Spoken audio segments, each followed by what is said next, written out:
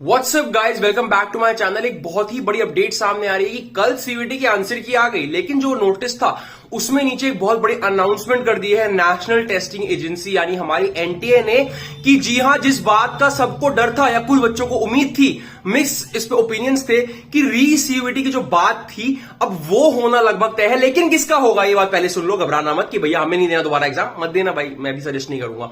री सीवीटी उनका होगा जिनने 30 जून से पहले एनटीए को मेल किया था, एनटीए को ग्रीवेंस दिया था और सबूत भी दिया था कि हमारे साथ मिसमैनेजमेंट हुआ है। कुछ बच्चों के साथ सही में हुआ भी था, उनके लिए मैं भी प्रे करता हूं कि आपका दोबारा हो जाए। बच्चे परेशान हैं, जो 200 में से 200 ला सकते हैं उनके 200 में से 50 आ रहे हैं, तो उनका बनता है।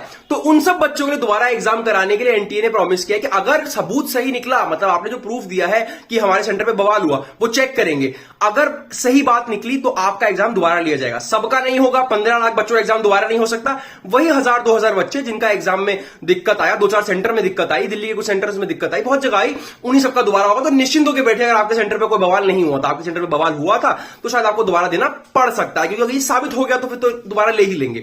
लेकिन मेरा इसमें ओपिनियन ये था कि वैसे तो रीसीवीटी से बहुत फायदा नहीं होगा, बिकॉज 3-4-5 महीने बीत चुके हैं आपके 12th को गए हुए, तो बहुत यादें ताजा नहीं होंगी आपके पूरे सिलेबस को लेकर।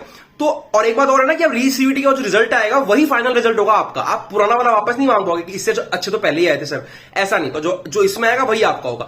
इसलिए अगर आपने कंप्लेन करी है, मेल किया है एनटीए को, तो आपका एग्जाम दोबारा होने के चांसेस हैं। इस बात पे एनटीए ने खुद ही अपडेट कल दे दी थी।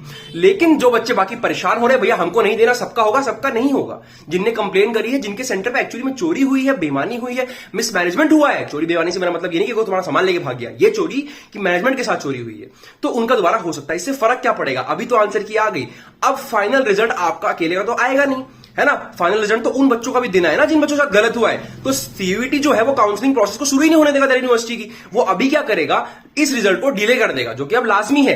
अब अगर क्या, ये तो तय ही हो गया, उन्होंने नोटिस में लिख के दे दिया सीयूईटी दोबारा करेंगे वो उन बच्चों के लिए जिनके साथ दिक्कत हुई थी, जो कि वो ठीक भी कर रहे हैं अपनी जगह पर, मौका मिलना चाहिए। तो इससे ये बात साबित होगा कि अब आपका रिजल्ट हो जाएगा डिले। अभी आंसर की आपके लिए आई है, अब उनका एग्जाम होगा, फिर उनके एग्जाम की आंसर की आएगी, फिर उसके बाद जो रिजल्ट आएगा सबका साथ में आएगा। नॉर्मलाइजेशन भी होनी ही है। अब तो बहुत शिफ्ट में हो गया एग्जाम, 29 में को तो हुआ था, इन सबका भी हो रहा है फिर से। तो इतनी शिफ्ट में एग्जाम हो गया, नॉर्मलाइजेशन भी होनी ही है। तो थोड़ी छोटी सी ये बुरी खबर भी मैं कहूंगा बच्चों की, अब सीयूईटी का एग्जाम का जो रिजल्ट है वो और पोस्टपोन होगा।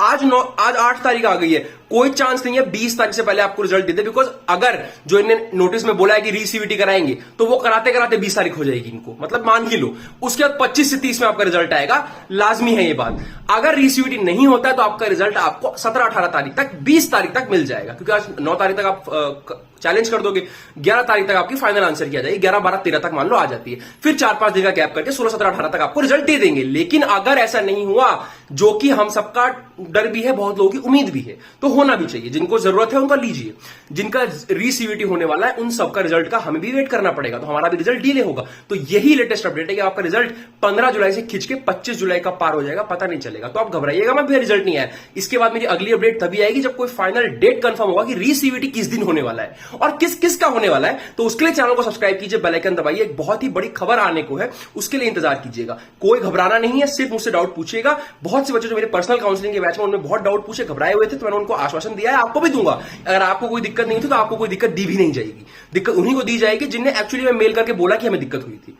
तो बात सिर्फ इतनी सी है। फिर भी मैं कहूंगा आंसर की फाइनल जो आई, फिलहाल जो आई है, उसको किसी तरह झेलिए, फाइनल वाले का वेट कीजिए, इसको करेक्ट करवाइए और लग जाइए अपना प्रोसेस में। और प्रेफरेंस शीट की तैयारी कीजिए, ज्यादा परेशान मत होइए, काउंसलिंग की तैयारी कीजिए, टेंशन मत लीजिए, उनका काम वो लोग कर लेंगे। Okay guys, all the very best for your results.